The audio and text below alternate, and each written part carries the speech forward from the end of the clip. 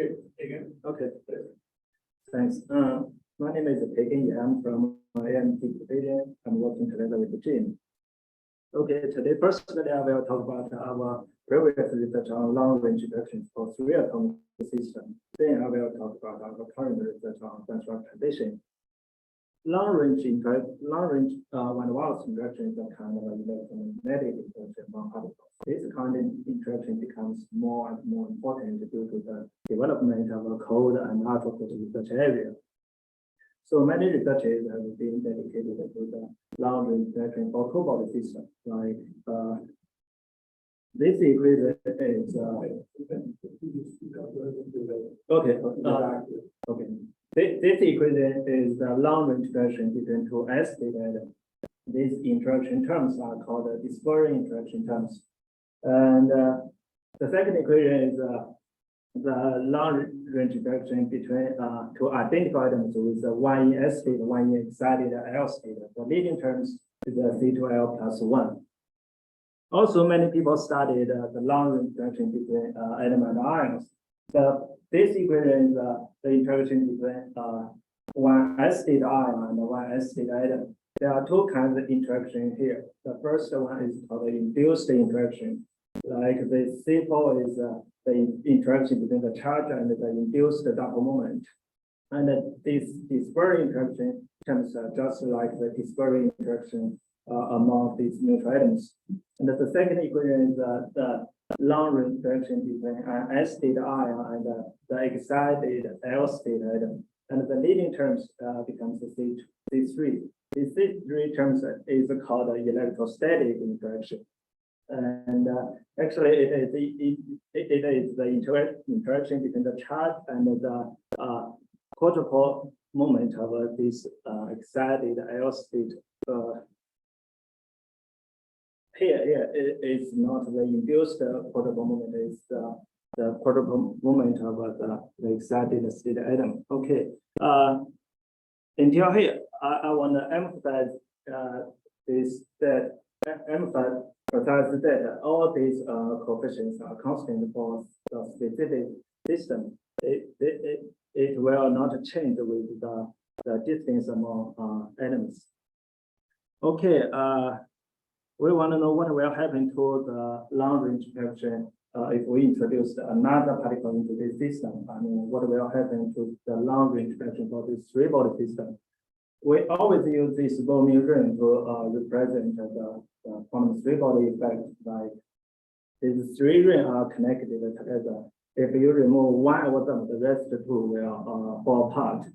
We are trying to find the quantum three-body effect in the long-range interaction for this three-body system. Let's begin with the Hamiltonian. The Hamiltonian for this system can be written as H1 plus H2 plus H3 plus V1 to 3, where H1, H2, H3 are Hamiltonian for the atom 1, atom 2, and atom 3. V1 to 3 is the Coulomb interaction over the whole system. And this Coulomb interaction can be written as the sum of these three pair Coulomb interaction. And each pair Coulomb interaction can be expressed as the sum of coupling terms between the multiple moments by making use of algebra irreducible tensors. I plot this picture to let you understand this equation quite easily. Like this QR is the charge of particle I in atom, and this RAR here is the coordinate of particle I in atom. We put all these angles part into this W function. So in order to deal with these angles, we have to choose the right coordinate system. Like in our research, we choose the d-axis to be normal to the plane of these three particles. So all these angles theta equals to half. And we choose R12 as the x-axis. And we use this for relationship to change all these angles into interior angles, because the interior angles are more straightforward to us. In our research, we mainly studied these three kind of systems. The first system include two ground state atoms and one excited state atom. I call it as SSP system. And the second one includes two ground state atoms and one ion. and I call it as plus system. And the third one includes one ground state atom, one excited state atom, and one ion. I call it SPS plus system. Okay, let's begin with this SSP system. These are the long-range interaction for this SSP system. There are two kinds of interaction here. These interaction terms are called two-body additive interaction terms. It reflects the interaction between atom like the first term reflects the interaction between atom 1 and atom 2. And the second kind of interaction called the non-additive interaction terms, because these non-additive interaction terms include two kinds of distance. So this is absolutely a kind of a three-body interaction. We can't see this interaction between two-body system. Even this for this system, even this additive interaction also reflects a kind of a three-body effect, because SSP system is a very interesting system. Like initially we have a three ground state atom, and this system absorbed a photon thing. We know one of these three particle atoms was excited to P state, but we don't know which one. So the wave function of this system it can be written as the superposition of these three eigenvectors. The first one means that the particle one, atom one in in P state. First two means atom two in P state. First three means atom three in P state. And then we solve the degenerate perturbation theory. We get the value of ADC. Once we get the value of ADC, we will obtain the wave function for this geometry. Like I give an example for the example wave function for the geometry of an equilibrium triangle here. So let's go back. Can I ask something? Yeah. Are these three-body interactions very important to form these Borromean rings or not? What do you mean?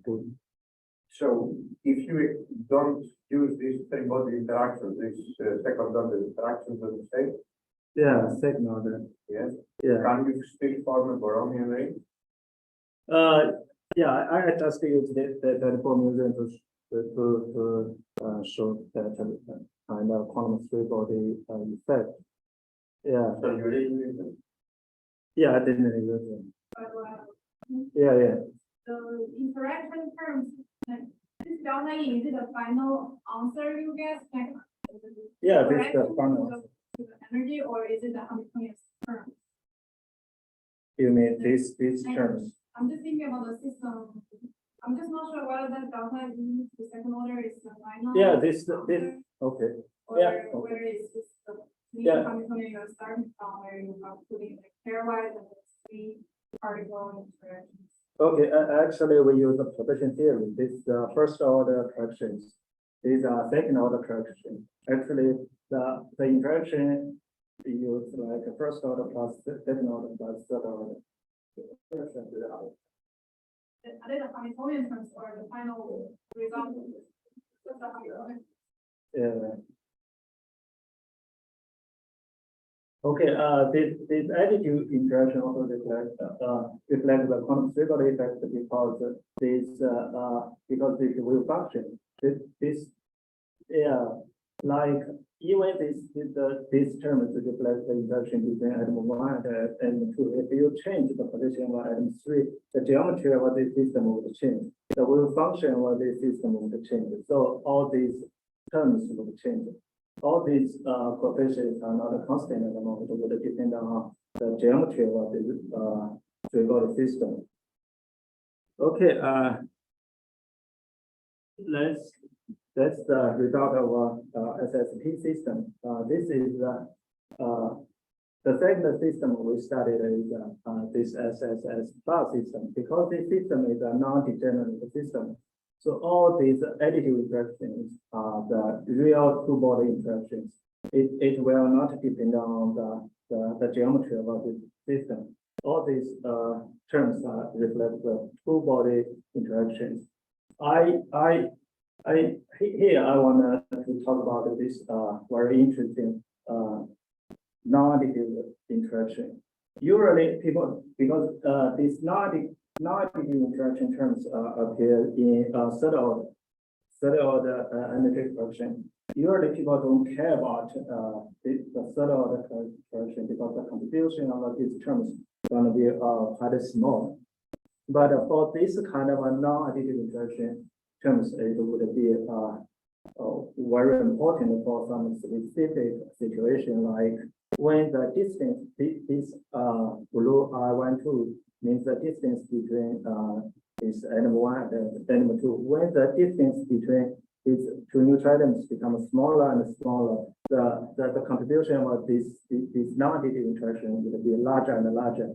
And finally, it's going to be the largest contribution, even larger than these leading terms. So this kind of a non-additive interaction can be used to estimate the interaction between these ions and this molecule. These two can be seen as a molecule. Okay.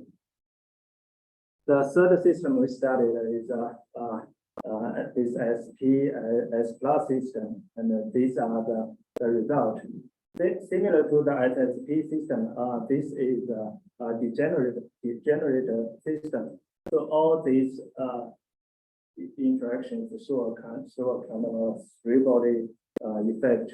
And here I want to use, I also give the expressions for these coefficients, for these two-body additive interaction coefficients. I wanted to show you that all our three-body calculations, we can obtain the two-body interactions from all our three-body calculations. So like we can take this C4 as an example.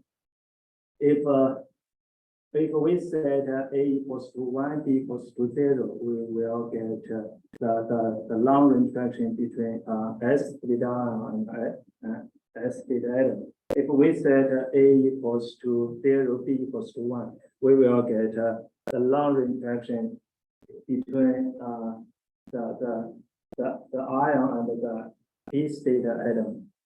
The exact state atom, and this is the expression we got. And I want to use this system to talk about this orientation dependence of this long-range interaction.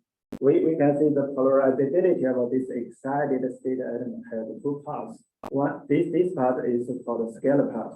It will not depend on, like if a scalar is no orientation dependence. The second part is this tensor part. It will depend on the direction, which direction you measure. Like if you measure the polarizability in this direction, which will different from the value you measure in this direction. Just because this polarizability of this tensor part, all the long-range interaction for this system include P state atom would have this orientation dependence. Okay, the long-range interaction is very important. As I said, long-range there were many applications. May I ask you about three-body stuff?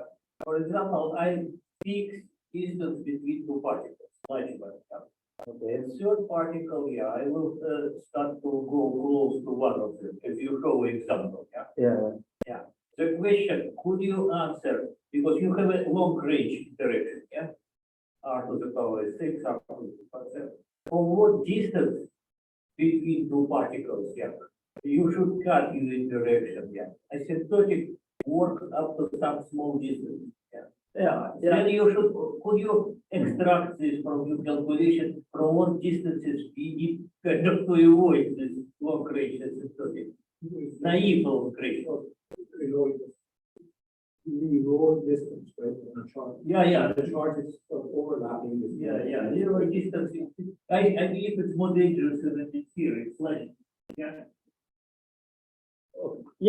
Actually, I just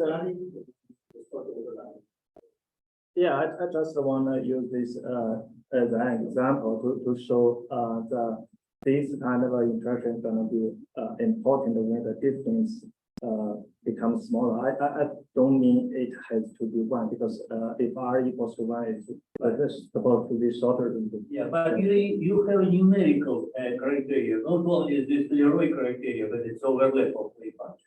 In you formally you could show when the correction became not good enough. If one of the distance smaller and smaller, but in the center of mass, center of mass is okay, no? Then he has a needed configuration. Two atoms on the relatively close distance, but still asymptotic, r to the power 6 more. But third ion comes in between them. It means that from such distance, you see, he cannot use this, but he has a numerical stuff which may show when you should cut this and to solve this three body, I mean, exactly, without long range expansion, because all this inverse R is a result of long range here, expansion. Yeah, I'm sorry. No, it's okay. I thought it denied. Okay. Yeah. You answered to my question. You should go forward. Okay. Yeah. Okay. Yeah.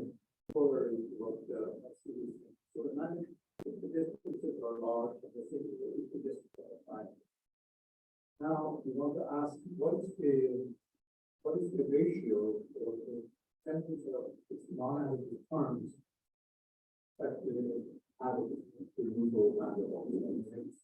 Do you have a sense for? I know. Yeah, it's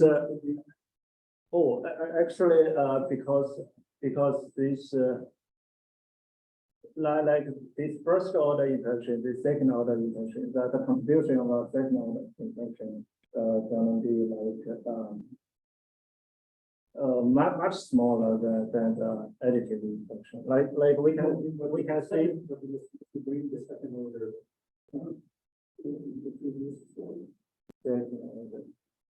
Oh, you mean you compare this term with No, previous one. previous?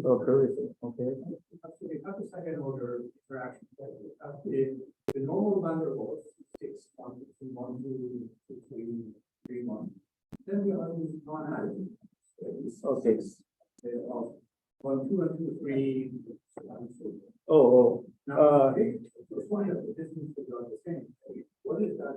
What is that respect? How large is it? Do you have? I didn't have the number here, but if I remember that right, maybe this is 10% to 20% to this additive ones. Okay. Yeah, this is much correct. Yeah. Suppose this non-additive interaction, the contribution of these non-additive interactions are not that large. Yeah. So we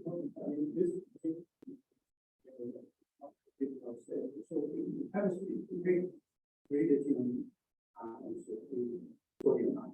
Sodium is actually for example. We want to have the ground state of the sodium in the ground state. Okay. No matter how hard you try, you will often find an approximation. You will never get what is measured in terms of energy levels.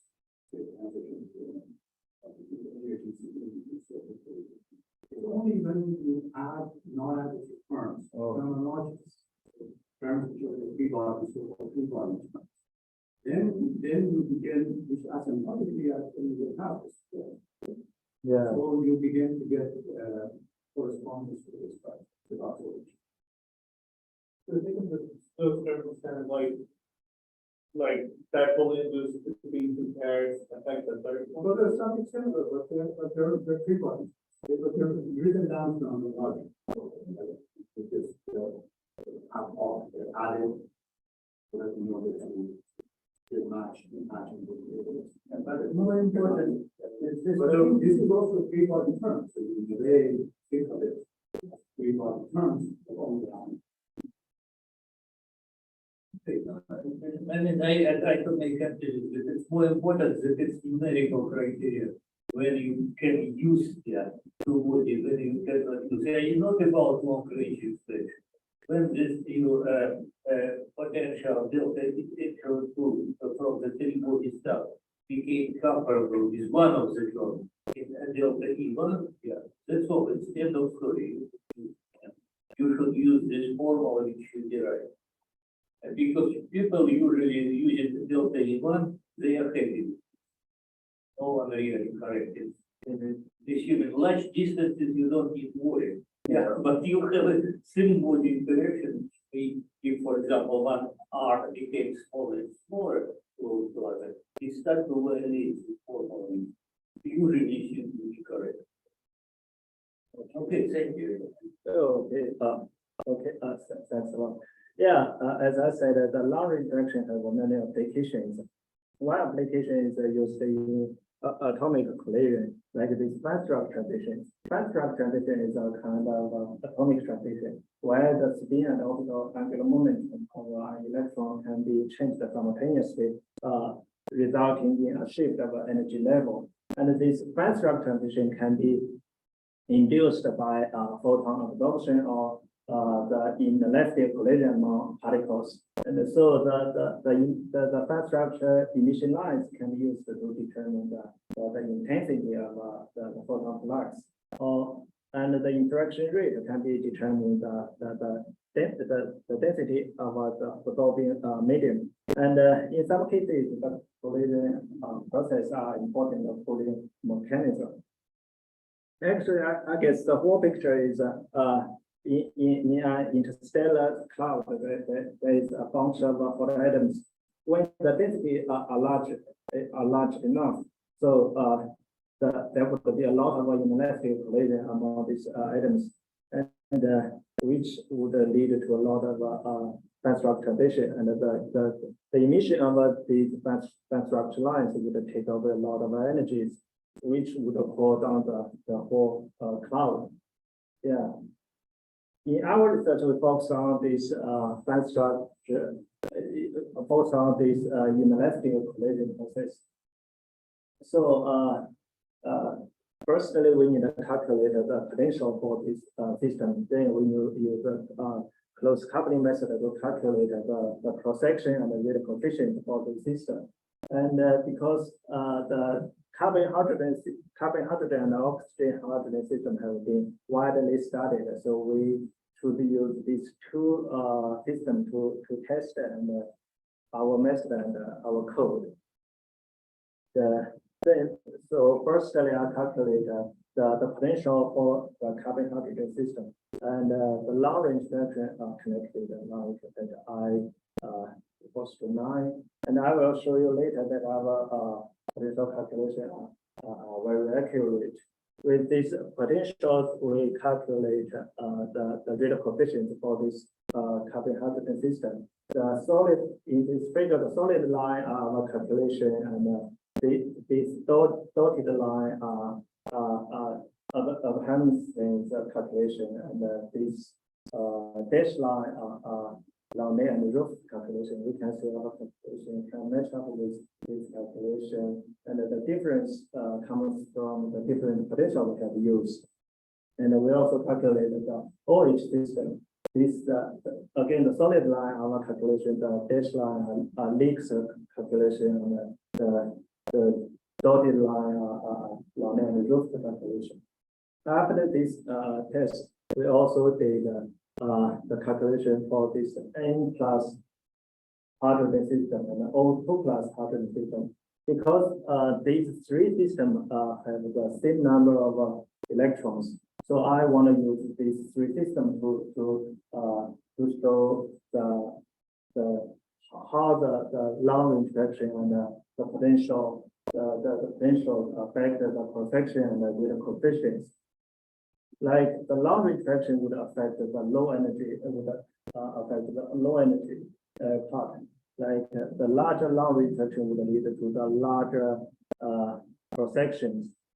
Of course, also the rate coefficients. And for the high energy part or high temperature part, it would the cross-section and the coefficients would be affected by this the shapes of these wells and the position of these wells and like the depths of these wells. Like for this O plus H system, these all curves are all attractive. You can see. So at high energy part, these three transitions are very close to each other. For this carbon-hydrogen system, there is one repulsive curve which would lead to the separation of 0 to 1 transition. And for the N plus H system, they have two kinds of repulsive curve which lead to the larger separation. And there are still in astrophysics, there are still a lot of collision rate are needed. And Dr. Philip Spencer summarized this in this table. We can see all these yellow table are the system they needed. And this one is for the hydrogen collision, this one for the hydrogen molecular collision, this helium collision, this H plus collision. And we can see all these, the sulfur and silicon element are shown everywhere. So we choose to calculate these two systems first. Actually, the sulfur hydrogen system is very important because like people are using the observation of fast structure lines to investigate this very famous missing sulfur problem. And because nobody has done this kind of calculation, so people always use this silicon included with helium data to estimate the sulfur H real coefficient, or some other people just use the OH real coefficient instead. So in the present work, we try to fix this gap, fill this gap, and calculate the cross-section and the real coefficients for the sulfur hydrogen, and compare them with that of oxygen hydrogen. First, we will calculate the potential for this sulfur hydrogen system. We can, this table shows other experimental measurement and theoretical values. We can see our calculation are very accurate, agrees with some very well. Then we connected the long range fraction at I equals to 9.8. With this kind of potential, we calculated the collision cross-section for the sulfur hydrogen system. This is the sulfur hydrogen cross-section. This is the OH cross-section. We can see the 0 to 1 transition are larger than this that in OH system. This 0 to 2 relaxation cross-section is smaller than this. And this phenomenon can also be seen with this real coefficients calculation. This solid line the sulfur hydrogen calculation. This dotted line OH calculation, and we also calculate the silicon hydrogen system, and this potential, this cross-sections, and these are rate coefficients. We also compare the real coefficients with the carbon hydrogen system. So about the future work, we already finished the calculation for this white star, and this orange star are still in progress. And actually, because we can calculate the potential by ourselves, so we can do all kinds of transfer transition collision problem. And for the helium and the H2, we already finished it. We already finished the writing the code and the scheduling code. We are working on the potential of the system. once we finish we finish the potential, we can calculate all this kind of system. For this proton collision, we can actually we already done some research on this OH plus system. Like this potential we get this long reflection. We use our Rose coupling method. We calculate the cross section. We can compare. Yeah, looks very similar. And again, the difference between these two, between our calculation and the previous calculation is because of the different potential we used. And we also doing this type of transfer thing because for OH plus system there is still some discrepancies in the previous calculation. People are waiting for our calculation. We hope to fix this discrepancy very soon. And summary, we have calculated long reflections for different three-body atomic systems. Different kind of atomic three-body effects have been found, and we calculated the collision cross-section and the cross-section for different atomic systems, collision with everything, and which might be useful for the astrophysics. And first, many thanks goes to James for so many helps in the whole research. And the second thanks Dr. Peigan Yan, who is my PhD advisor and also ITAMP fellow. And also, I want to thank both the Lee and Tang team for the and hosting on research CES. And thanks Nathan for the grant. And thank you very much for your attention.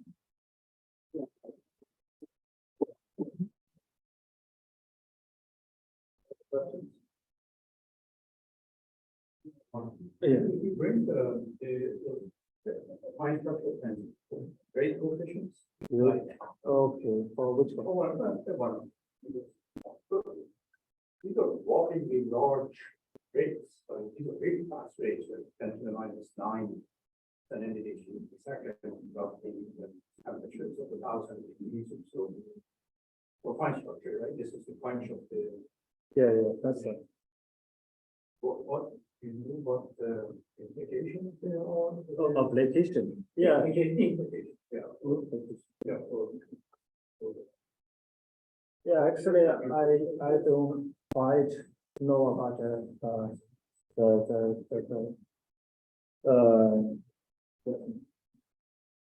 I don't quite know very much. One of application I can know is they use that in the simulation, like the cloudy, they will use this collision data to like predict the evolution, the evolution of the like cloud or something, something. Have they been calculated before? Let's say, for instance, this is for. Oh, you mean also? OH have been calculated a lot, but for sulfur, H is Oh, for sulfur, I think the sulfur hydrogen system we did the first calculation. For OH, we did a lot of people did many calculations, like the leak, roof, and yeah. That's the origin. Okay. So now, want to also look at the ions, right? With hydrogen. Oh, it's ions. Okay. Yeah, that's nitrogen. These should be even faster than faster. Yeah, maybe not.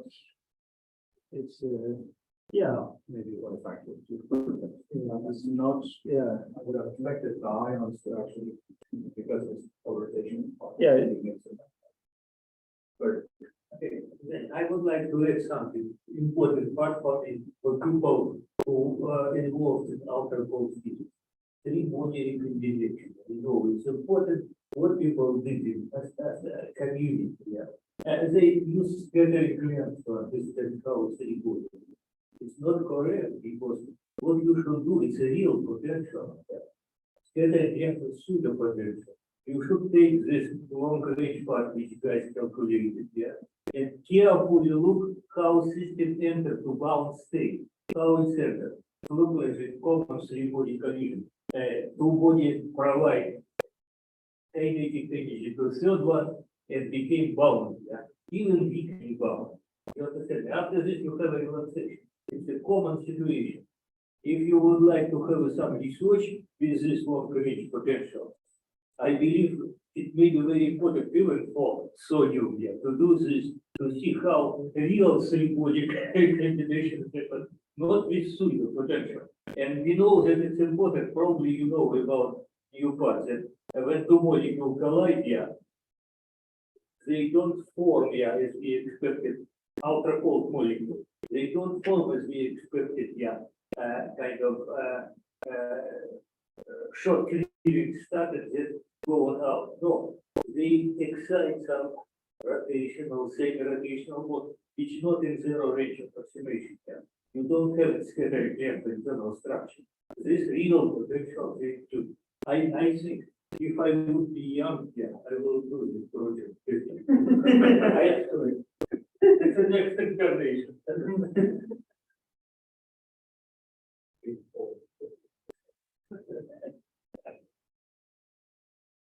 Okay. Other questions? Okay, then. It's not, thank you again, but also everyone.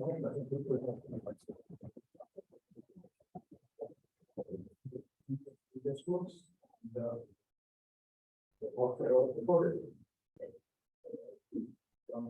Of the permanent archives of future. Yeah, I can confusion on the prizes here. Yeah, it's clear. So, with that, thanks everyone for coming. There's still food, so if you want to take what you like. Of course, we killed